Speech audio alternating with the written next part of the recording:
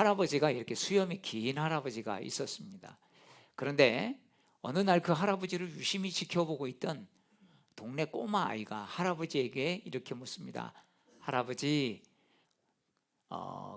주무실 때 그 수염은 어떻게 하세요? 이불에 덮고 주무세요? 아니면 내놓고 주무세요? 이게 아마 궁금했던 모양입니다. 할아버지는 갑자기 이 꼬마 아이의 이 질문을 듣고 난감했습니다.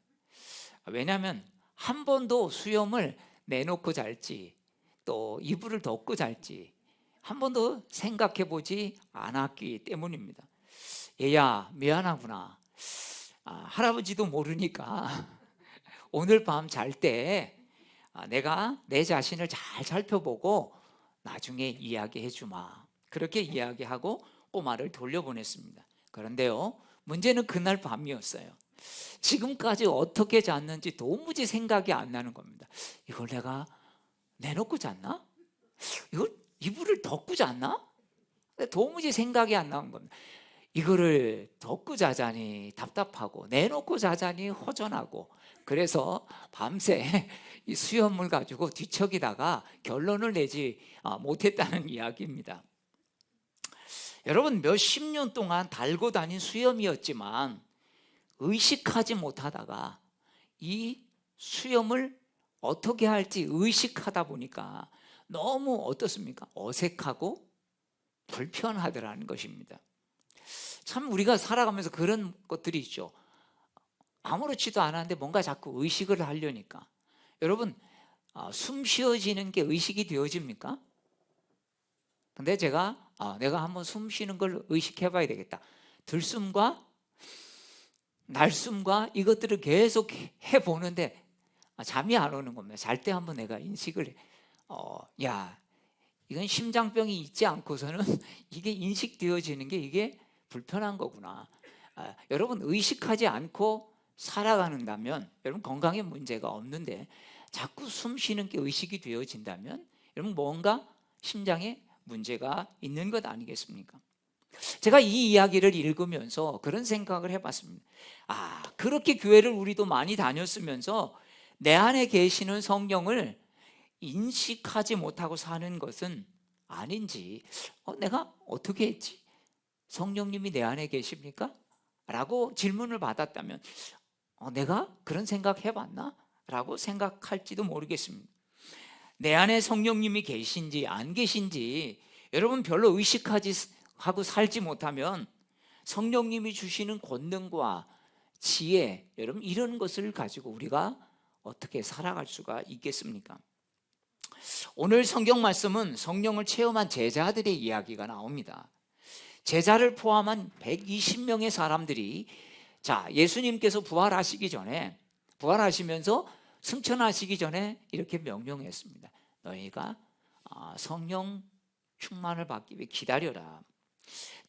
그래서 예수님의 명령에 순종해서 이들은 기다렸습니다. 어디에서 기다렸습니까? 예루살렘. 이 두려움이 있는 곳, 언제도 자기에게 위험이 닥칠지 모르는 그런 예루살렘에서 기다린다는 것은 사실 초조한 일이었습니다. 그런데 빨리 떠나고 싶은 이 예루살렘에 여러분 주님께서 떠나지 말고 거기서 성령을 기다리라. 그것도 며칠까지만 기다려. 몇 월, 며칠, 몇 시에 이렇게 말해 주셨으면 훨씬 시원했을 텐데 말이죠. 그런데 오직 예수님의 말씀을 순종해서 그들은 마가의 다락방에 모여 같이 기도하며 기다렸다라고 성경은 말합니다. 기도하며 기다리다가 배신하여 이탈한 유다 대신 우리가 진짜 부족한 게 있었구나. 제자가 11명밖에 안 되지. 예수님은 12명을 세웠는데 그래, 그 한 명을 더 보충해야지. 그래서 결국은 어떻게 합니까? 마띠아를 12번째 제자로 다시 뽑고 이제 완전체를 형성한 다음에 여러분 기다리고 있었던 것입니다. 오늘 제목이 뭡니까? 성령 충만을 받아야 합니다. 여러분, 성령 충만 받지 않으면 여러분 어떻게 됩니까? 우리가 세상 충만할 수밖에 없습니다. 세상의 죄가 우리를 넘어뜨릴 수밖에 없는 것입니다. 성령 충만 받지 않으면 이 힘든 세상에서 우리를 지켜낼 수가 없기 때문입니다. 예수님의 제자들을 보면 인생을 우리가 사는 해답을 발견할 수 있는 것입니다. 예수님의 제자들은요, 예수님께 훈련을 받았지만 사실 그들이 살아야 할 삶과는 참 많이 다른 삶을 살았습니다. 예수님께서 그렇게 겸손의 본을 보여주시고 제자들에게도 겸손해라, 자신을 낮추라, 그렇게까지 말씀했는데도 예수님께 자신은 우편에 또 자기 동생은 오른편에 앉혀달라고 하지를 않나. 또 부모들이 찾아와서 우리 아이들을 예수님 우편과 좌편에 좀 앉게 해 주십시오, 이렇게 청탁하는 일도 일어났던 것을 볼 수 있습니다. 어떻게 보면요, 진짜 성령이 임하기 전까지는 참된 제자의 모습을 갖추고 살지 못했던 여러분 제자의 모습을 성경은 우리에게 가르쳐주고 있다는 것입니다. 제자가 되려면 어떻게 합니까? 성령 충만하지 않으면 진정한 제자가 될 수 없다. 성경은 우리에게 그걸 가르쳐주고 있는 것입니다. 3년 동안 따라다녔지만 결국 제자들은 어떻게 됩니까? 본색이 드러나죠. 어려움이 딱 오니까 어떻습니까? 그냥 걸음아 날 살려라 하고 다 도망가서 어디 숨었는지 알 수 없을 정도로 숨어 버리게 되지 않습니까? 정작 예수님이 십자가에 달릴 때는 그 밑에는 여인들만 남아서, 그리고 예수님의 12제자에 속하지 않은 아리마대 요셉과 니고데모만 남아서 예수님의 시신을 여러분 수습해서 자신의 묘지에, 즉 아리마대 요셉의 묘지에 장사되는, 여러분 이런 일들을 성경은 기록하고 있다는 것입니다. 또한 부활하신 주님을 만났지만 이 제자들이 뭐 특별히 달라진 게 있습니까? 달라진 게 없다라고 말합니다. 단지 좀 그런 건 없어졌죠. 절망과 낙심의 자리에서 주님이 부활하셨구나, 어떻게 보면 소망 조금 생긴 거 외에는 다른 것이 생기지 않았던 것입니다. 자, 그때 예수님께서 부활하시면서 제자들에게 부탁하셨습니다. 예루살렘을 떠나지 말고 아버지께서 약속하신 것을 기다리라. 자, 120명의 성도들은 기다리라는 말씀을 믿고 기다렸습니다. 하루가 지나는데도 아무 일이 없고 이틀이 지나도 아무 일이 없습니다. 그리고 또 일주일이 지나도 아무 일이 없습니다. 여러분, 일주일 동안 기다렸는데 아니 언제까지 막연히 기다려? 아마 그런 생각을 하는 사람은 남아있기가 어려웠을 것입니다. 그런데 여러분, 성령의 놀라운 역사는요, 기다릴 때 일어난다라고 성경은 말씀해 주고 있습니다. 120명은요 한 명도 이탈하지 않고 끝까지 이 마가의 다락방에서 기다렸습니다. 언제까지요? 성령께서 임하실 때까지. 이게 열흘 만에 임했으니까 그렇지, 여러분 이게 15일 보름이 됐고 한 달이 됐어도 여러분 어떻게 되었을까요? 뭐 그건 알 수 없는 일이지만 여러분 열흘 동안 기다렸다라고 하는 것입니다. 참 언제까지 기다려? 이렇게 답답해하면 여러분 성령의 증인이 될 수 없다는 것이죠. 참 우리는 기다리기를 참 못하는 그런 성질을 가지고 있지 않습니까? 특별히 빨리빨리 뭔가 되어지는 이런 사회 속에 살아가다 보면 더 뭔가를 기다리는 것을 하지 못하는 그런 부분들을 볼 수가 있습니다. 여러분, 성령의 증인이 되려고 한다면 여러분 약속하신 것을 기다릴 수 있는 여러분 그 믿음이 있어야 될 줄로 믿습니다. 성령 충만할 수 있는 것은요, 기다리라는 말씀에 순종한 결과라는 것입니다. 내 생각과 달라도 여러분 순종할 수 있습니까? 내 시간과 달라도 기다리는 순종을 먼저 통과해야 합니다. 여러분, 연애할 때 생각나십니까? 아니 분명히 내가 오늘 저녁 7시에 만나기로 했는데 이 사람이, 사귀는 사람이 여러분 7시에 안 와요. 5분 지났는데 여러분 그냥 가버리겠습니까? 어떻습니까? 얼마만큼 기다릴까요? 대답해 보세요. 얼마만큼 기다릴까요? 올 때까지. 네, 정답입니다. 올 때까지. 아니면 사랑하는 만큼 기다릴 수 있겠죠. 참 기다릴 수 있다라고 하는 거, 설레면서 기다릴 수 있는, 왜? 사랑하기 때문이죠. 여러분, 기다리지 못하면 우리는 그런 약속의 말씀을 믿고 있는 것이 아니죠. 상대방이 올 거라는 신뢰를 우리는 갖지 못하기 때문에 기다리지 못하는 것이 아니겠습니까? 내 시간과 달라도 기다리는 순종을 먼저 통과해야만 여러분 이런 성령의 은혜를 체험할 수 있다는 것입니다. 자, 그러면 어떻게 성령이 임했습니까? 우리 2절 3절 말씀을 같이 읽겠습니다. 2절 3절 시작. 호련히 하늘로부터 급하고 강한 바람 같은 소리가 있어 그들이 만진 온 집에 가득하며 마치 불의 혀처럼 갈라지는 것들이 그들에게 보여 각 사람 위에 하나씩 임하여 있더니, 저는 어떤 현상을 말씀드리려고 하는 게 아닙니다. 왜? 성령의 역사는요 꼭 이렇게만 나타나는 것은 아니기 때문이죠. 그래서 막 불같이 막 폭풍같이 뭔가 몰아치는 이런 데도 있지만 여러분 조용한 가운데서도 여러분 성령이 임하기도 하는 것입니다. 그런데 여기서 분명히 임하는 말씀은 뭡니까? 각 사람 위에 임하여 있더니, 이 말씀이죠. 여러분 한 사람만이 아니라 각 사람에게 성령이 임한 것입니다. 사랑하는 여러분, 정말 거룩한 영이 마가의 다락방에 모인 한 사람 한 사람 10년 가운데 여러분 임했을 때 어떻게 됐습니까? 놀라운 일들이 벌어지지 않습니까? 사랑하는 여러분, 이런 성령의 역사에 여러분 정말 경험하는 우리 한 사람 한 사람이 되시기를 주의 이름으로 축복합니다. 그뿐만이 아닙니다. 4절에는 이렇게 말씀하죠. 우리 4절 같이 읽겠습니다. 그들이 다 성령의 충만함을 받고 말하게 하심을 따라 다른 언어들로 말하기를 시작하니라. 여러분, 성령이 각 사람에게 임하자 뭐가 일어났다는 겁니까? 증거가 일어났다는 것입니다. 전에 하지 않았던 말들을 기도할 때 하는 것입니다. 아니 이게 도대체, 여러분 우리가 방언할 때 신기하죠. 저도 방언 받을 때 의심했습니다. 이건 내가 워낙 방언을 하고 싶으니까 그냥 내가 혀를 꼬부리는 거구나. 그래가지고 이건 아닐 수 있어. 그래서 제가 다시 정신 차려. 그리고 똑바로 정신 차리니까 역시 방언이 아니고 제 기도가 나오더라고요. 봐, 이거 방언이 아니지. 자, 내가 혀를 막 꼬부리고 싶어서 일부러 꼬부린 거야. 자, 그러면서 또 기도하니까 어느 날 또 기도 집중하니까 어느 시간에 또 막 혀가 꼬부러져요. 이게 진짜? 아니야, 이것도 아닐 수 있어. 봐, 똑바로 해보자.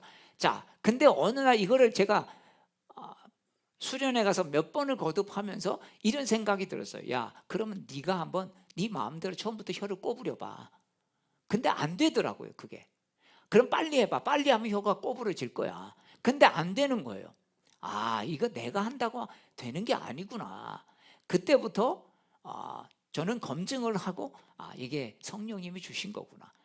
좀 그것을 깨달았습니다. 여러분, 그냥 현상만 나타나는 게 아니에요.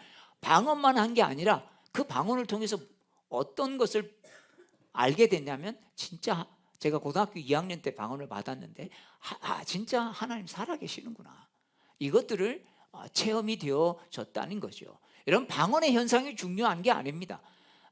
방언 못 받아도 성령의 은혜를 받을 수 있어요. 왜냐하면 성령의 은사는 방언으로만 나타나는 게 아니라 살아계신 하나님이 느껴질 때 주님이 내 안에 계시는구나. 여러분, 이렇게 느껴지면 어떻습니까?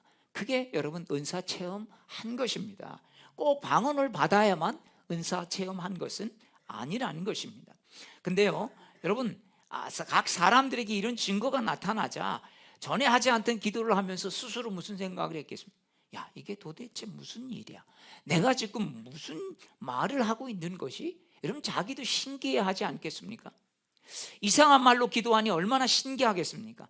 그런데 이런 성령 말하게 하심이 느껴지니까 여러분, 얼마나 성령님이 나와 함께 하시는구나, 지금 성령님이 내 입을 주장하시는구나 라고 느껴지니까 여러분, 담대하게 뭘 말할 수 있는 용기가 생긴 것 아니겠습니까? 이거는 내가 말하는 게 아니구나, 성령께서 내 입을 통해서 말씀하게 하시는구나. 그래서 4절은 뭐라고 말합니까? 성령이 말하게 하심을 따라, 이렇게 말하는 것입니다. 여러분, 사람을 변화시키는 거는요 지식으로 변화되는 게 아닙니다. 예수님이 약속한 성령이 계시는구나, 이런 현상들을 통해서 체험할 때 여러분 달라지는 것이 아니겠습니까? 제가 이 사도행전 2장 말씀을 계속 묵상하는데 자다가도 묵상이 되어지고 새벽에 3시 반쯤 깨서 이 말씀, 성령이 말하게 하시는 것을 따라서 말하는 게 과연 방언만 있을까? 이런 생각이 드는 것입니다. 그러면서 3시 반, 새벽에 이제 새벽기도 가야 되는데 너무 일찍 깨가지고 제가 이 말씀을 묵상하면서 내가 이걸 잊지 말아야지. 그래서 그 말씀을 계속 묵상하기 시작했습니다. 이 말씀을 묵상하다가 그렇구나, 기도할 때 방언으로 기도하는 것을 넘어서 우리가 성령으로 말하게 하심을 따라 주님이 원하시는 말을 하는 거, 이것도 이게 정말 못 알아듣는 방언이 아니고 그건 알아듣는 방언이구나. 또 주님이 주시는 능력으로 생명을 살리는 말을 하는 것, 내 마음으로는 이런 말을 할 수 없는데 내가 은혜 받으니까 이 말을 하는 거예요. 화합하게 하는 말들을 하고. 여러분 이럴 때 아멘 하시면 좋겠습니다. 그렇지 않습니까? 여러분 기도할 때 성령 충만을 받고 기도하면 어떤 말들이 나옵니까? 막 옛날에는 쓴 말들이 나가고 안 좋은 말들이 나갔다고 하더라도 여러분 은혜 받으면 무슨 말이 나와요? 좋은 말이 나갈 수밖에 없는 거예요. 은혜 있는 말들이 나갈 수밖에 없어요. 이 사람이 이런 말 할 사람이 아닌데, 여러분 은혜 받으면 여러분 그런 말들이 나가는 거죠. 여러분 이게 여러분 뭐겠습니까? 성령이 말하게 하시는 것들을 우리가 말하는 것. 우리가 그래서 주님을 바라보면서 하는 말은 뭐겠습니까? 이게 성령께서 우리에게 말하게 하시는 거구나. 왜 이런 말들을 하게 하실까요? 우리 안에 은혜가 있으니까. 여러분 사람을 살리고 공동체를 살리고 가정을 살리는 말, 여러분 그 말의 주인공들이 되시기를 주의 이름으로 축복합니다. 여러분 내가 그런 말 하지 말아야지 아무리 하고 입을 다물고 가도 어떻습니까? 내가 괜히 그런 말을 했다. 또 돌아보면 내가 너무 말을 많이 했구나. 여러분 이런 생각들을 하지 않습니까? 저 같은 그럴 때 내가 너무 또 사람들이 말하는 것에 호응한다고 내가 너무 육적인 말들을 많이 했구나, 이렇게 후회할 때가 있습니다. 내가 한다고 여러분 되어지는 게 아니죠. 진짜 내 안에 성령께서 말하게 하시는 그 마음이 있을 때 여러분 그런 말들을 하게 되는 것입니다. 그래서 우리가 뭐 해야 됩니까? 성령 충만해야 하는 것입니다. 토저 목사님 그런 말씀을 했다고 하지 않습니까? 성령 충만하지 않으면 말하지 않게 하셔서. 왜? 실수하기 쉽기 때문입니다. 여러분 우리가 성령 충만을 받으면 은사로서 방언만 말하지 않고 주님의 마음을 전하며 살 수 있게 되는 줄로 믿습니다. 그래서 우리가 정말 은사로서 막 기도할 때는 은사로서 방언하지만 여러분 그 은혜가 어디까지 가야 돼요? 우리의 삶 속에서 일상에서 다른 사람들을 살리는 말, 다른 사람들을 격려하는 말, 다른 사람들의 생명을 정말 주님께로 인도하는 말들을 할 때 여러분 그게 뭐겠습니까? 성령이 말하게 하심을 따라 말하는, 여러분 그게 은혜가 아니겠습니까? 성령의 8가지 열매 중에서 온유라는 이름을 가진 아이와 아빠와 대화를 하는데요, 한번 들어보시겠습니까?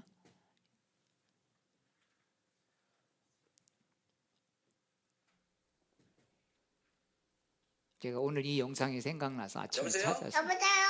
지금 어디야? 일하고 있지 지금. 그래? 응. 밥 먹었어? 응. 뭐하고 먹었어? 밥이 없어도 만두 먹어. 밥이 없어서 만두 먹었어?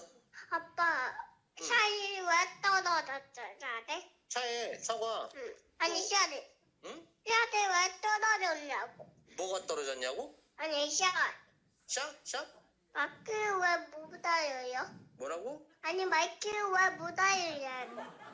그럼 더 크게 귀를 뚫어, 빨리. 귀를 들어. 다시 한번 얘기해 줘봐. 왜 샤이 다 떨어졌죠? 쌀이 왜 떨어졌냐고? 응. 쌀이 그때 돈이 없어갖고 못 시켰어, 쌀을. 그래? 어. 쌀이 안 떨어지게 해야지. 알았어. 다음부터는 쌀이 안 떨어지게 아빠가 잘 준비해 놓을게. 여보세요? 여보세요? 네, 여기까지. 지금 어디야? 제가 이걸 우연히 보면서 특히 온유라는 이 집안이 뭐 크리스찬인지 아닌지 모르겠지만 이 대화를 보면서 여러분 어떠십니까? 정말 왜 말귀를 못 알아들어? 참 이게 우리의 모습일 수 있겠다. 여러분 말귀를 못 알아듣게 해놓고 자기가 말귀를 못 알아듣냐고 아버지를 타박하고 있고요. 이런 것들을 보면서 우리가 같은 한국말을 하는데 여러분 어떨 때 답답할 때 있지 않습니까? 왜? 내 말귀를 못 알아듣는 거죠, 저 사람이. 속 터져가지고 뭐라. 아니 그게 아니고 여러분 말은 하는데요, 뜻이 전달이 안 되거나 아니면 그 뜻을 제대로 받아들이지 못할 때, 여러분 부부간에 대화할 때도 그렇지 않습니까? 아이들과 또 부모가 대화할 때 그런 의도가 아닌데 자꾸 그런 의도로 아니 분명히 말을 했는데 앞에서 그것도 앞에 대놓고 이야기를 하는데 참 말귀를 못 알아듣는 이런 답답한 일들이 여러분 우리 안에 있지 않습니까? 영어로 하는 것도 아니고 분명히 우리말로 하는 건데 왜 말이 안 통할까요? 속으로는 말로는 정말 답답해서 그만해 이러고 싶은데 여러분 못 알아듣는 것을 보면 얼마나 답답합니까? 여러분 사람은요 귀로만 듣지 않습니다. 여러분 영이 통해야 말도 통하는 것입니다. 초대교회 성령 충만을 받으니 어떤 일이 벌어지는 것입니까? 여러분 다른 언어로 이야기를 해도 그것을 자기 말로 알아듣는다는 것입니다. 여러분 얼마나 놀라운 것입니까? 정말 이 예루살렘에 수많은 순례자들이 모여서 내가 여기서 정말 주님 섬기면서 내 인생 말년을 여기서 보내겠다. 아마 그러면서 다시 고향으로 찾아온 유대인 디아스포라들이 있었을 것입니다. 그런데 이들이 제자들이 그 방언하는 것을 들으면서 놀라게 되죠. 아니 저들은 갈릴리 사람들인데 어떻게 그 갈릴리 말이 지금 내가 하고 있는 고향 말로 들리냐. 놀라고 신기한 것입니다. 여러분 제자들이 120명의 사람들이 나 성령 받았어 이렇게 말하지 않았습니다. 그냥 사람들이 어떻게 해요? 알게 된 것입니다. 여러분 이것은 성경은 우리에게 뭘 말해줄까요? 성령 받으면 사람들이 알게 된다는 것입니다. 세상 사람들은 여러분 우리의 변화를 더 잘 알아요. 저 사람 요즘에 좀 뭔가 달라졌어. 좋은 쪽으로 달라졌다는 거죠. 여러분 우리가 은혜 받으면 여러분 가정에서 먼저 압니다. 아내가, 남편이, 여러분 제자 또한 아이들이 알죠. 여러분 혹시 우리 교회 성도들 이렇게 보면 저분 좀 저 사람 저 집사님 저 권사님 좀 뭔가 좀 달라졌어. 여러분 이런 분들이 보이지 않습니까? 참 당시의 사람들은 예수님의 십자가 희생과 부활의 메시지에 놀란 것이 아닙니다.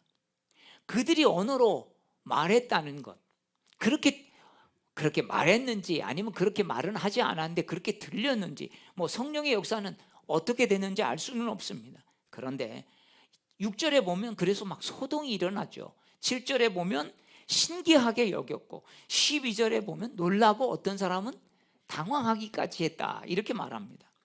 또 13절의 표현에 의하면 어떻게 되어 있습니까? 13절은 뭐라? 어떤 이들은 조롱하여 이르되 저 사람 술 취했다. 여러분 똑같은 반응을 보면서 사람들의 반응은 이렇게 다르다는 것입니다. 정말 신기하게 보고 놀랍게 여기는 사람도 있지만 어떤 사람들은 뭐예요?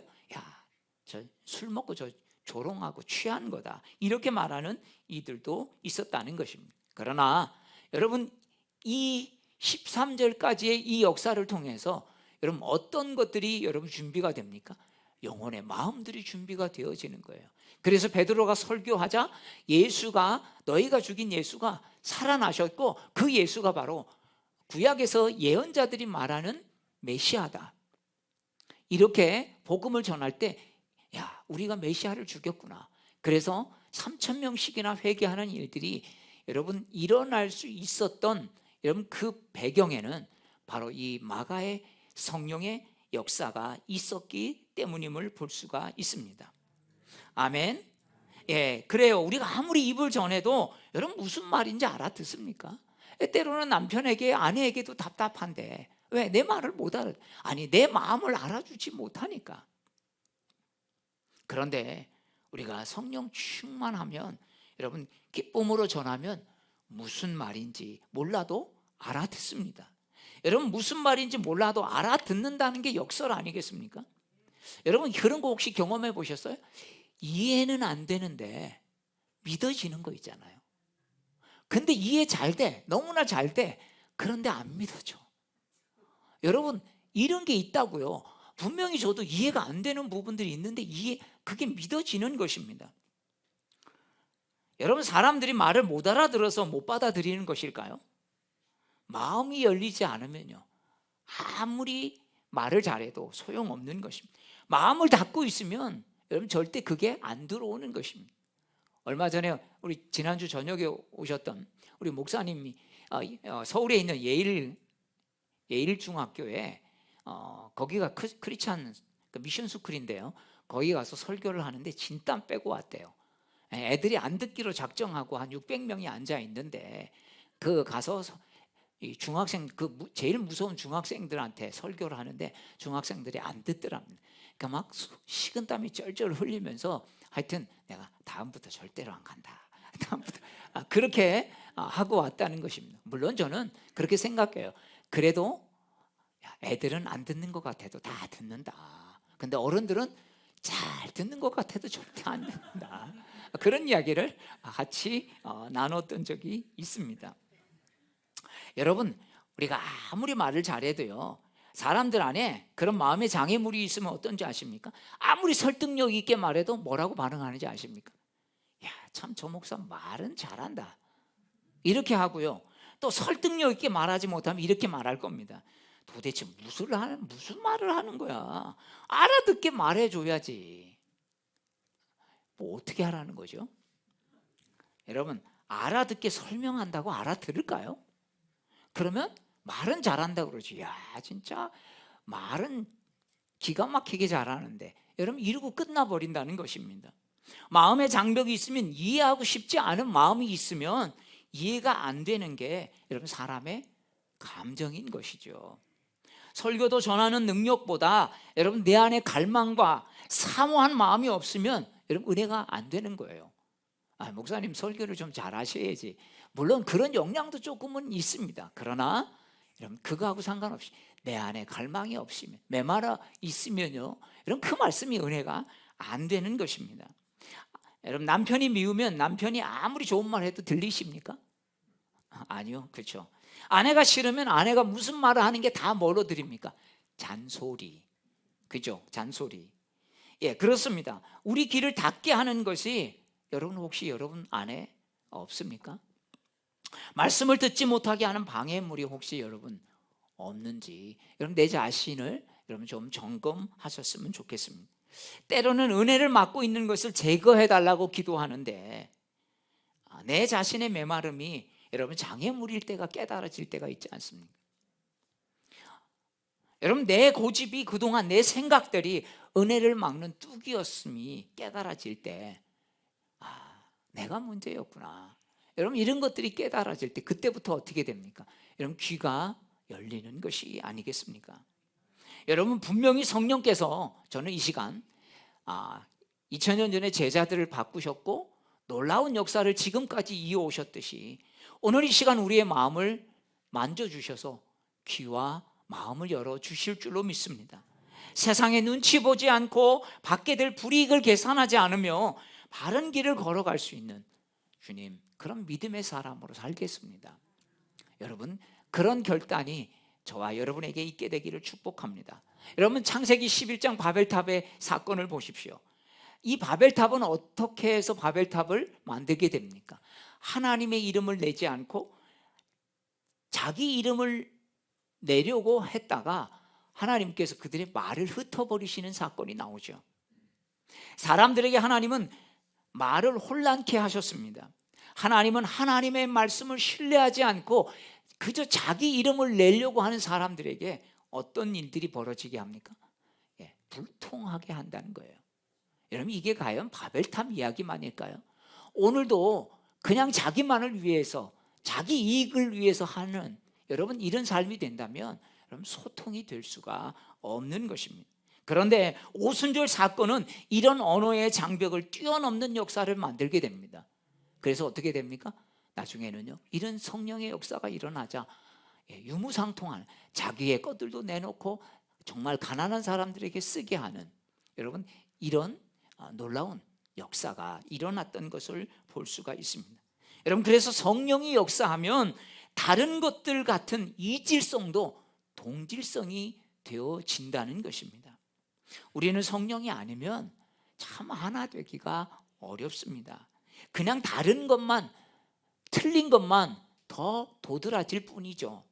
그러나 성령의 역사는 우리 모두를 하나 되게 할 줄로 믿습니다. 요한계시록 7장에 보면 사도 요한이 그런 걸 하늘이 열리면서 보죠.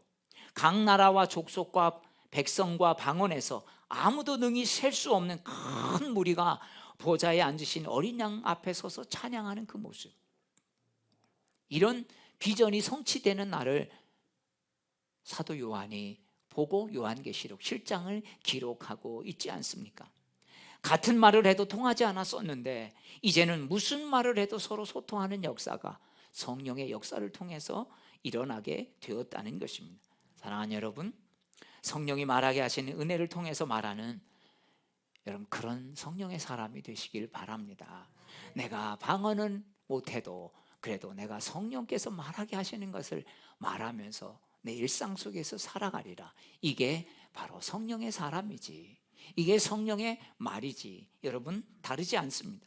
성령이 말하게 하시는 것을 말하며 생명을 살리는 은혜로 우리 교회가 성령께서 만들어 가시는 아름다운 은혜의 통로로 쓰임받는 저와 여러분들 되시기를 주의 이름으로 축복합니다.